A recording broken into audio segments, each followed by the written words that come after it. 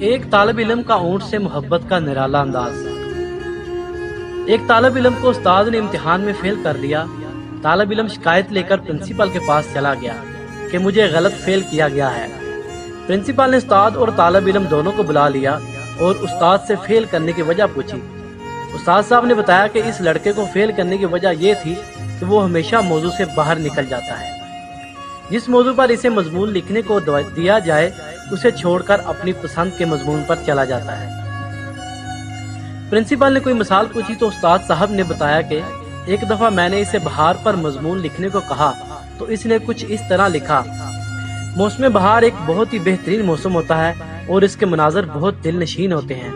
اس موسم میں ہر طرف ہریالی ہی ہریالی ہوتی ہے اور سبزے کی بہتات ہو جاتی ہے۔ اس موسم کو اونٹ بہت پسند کرتے ہیں اور اونٹ بہت ہی طاقتور جانور ہے۔ یہ صحرا کا جہاز کہلاتا ہے۔ اونٹ نہایت ہی صابر جانور ہے، لمبے لمبے سفروں پر نکلتا اور زیادہ دن بھوک پیاس برداشت کرنے کی صلاحیت رکھتا ہے۔ عرب کے لوگ اونٹ کو بہت پسند کرتے ہیں وغیرہ وغیرہ۔ پرنسپل صاحب نے کہا کہ ہو سکتا ہے کہ یہ مناسبت کی وجہ سے بہار کے بجائے اونٹ پر لکھ بیٹھا ہو، آپ اسے کوئی اور موضوع دے کر دیکھتے۔ استاد صاحب نے کہا کہ میں نے ایک دفعہ اسے کہا کہ تم اس طرح کرو کہ جاپان میں گاڑیوں کی فیکٹری پر مضمون لکھو۔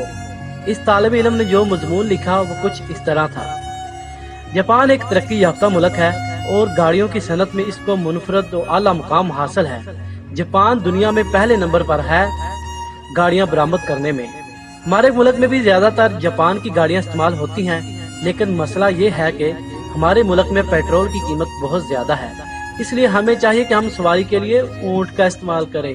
اونٹ بہت ہی طاقتور جانور ہے، یہ صحرا کا جہاز کہلاتا ہے۔ اونٹ نہایت ہی صابر جانور ہے، لمبے لمبے سفروں پر نکلتا ہے اور زیادہ دن بھوک پیاس برداشت کرنے کی صلاحیت رکھتا ہے۔ عرب کے لوگ اونٹ کو بہت پسند کرتے ہیں۔ پرنسپل بہت حیران ہوا۔ اس نے کہا شاید سواری کی وجہ سے ایسا ہو گیا ہو، آپ بالکل ہی کوئی الگ موضوع دے کر دیکھتے۔ استاد صاحب نے کہا جی ایک دفعہ میں نے بالکل ہی الگ موضوع دیا جس میں اونٹ کا ذکر آنا ہی ناممکن تھا۔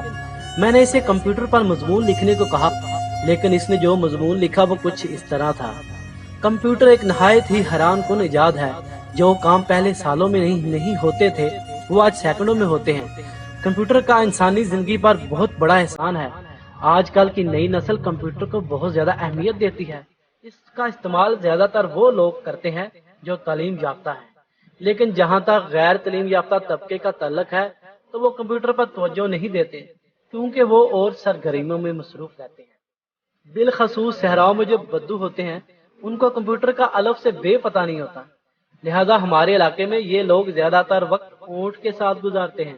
اونٹ بہت ہی طاقتور جانور ہے، یہ صحرا کا جہاز کہلاتا ہے۔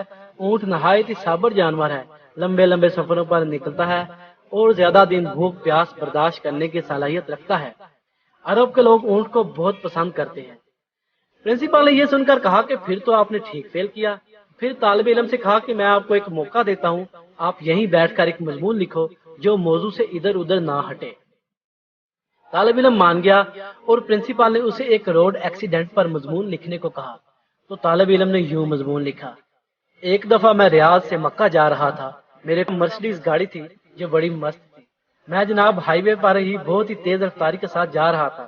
ایسے علاقے سے گزر رہا تھا جہاں پر اونٹ روڈ کراس کرتے ہیں، اور اونٹ کی خاص بات یہ ہے کہ وہ نہ ہی گاڑی سے ڈرتا ہے اور نہ ہی دور ہٹتا ہے۔ اونٹ بہت ہی طاقتور جانور ہے، یہ صحرا کا جہاز کہلاتا ہے۔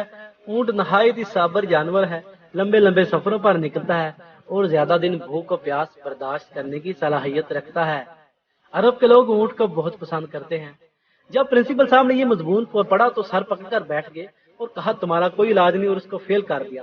اب جناب اس شاگرد کا شک یقین میں بدل گیا کہ اس کے ساتھ ضرور ظلم ہوا ہے۔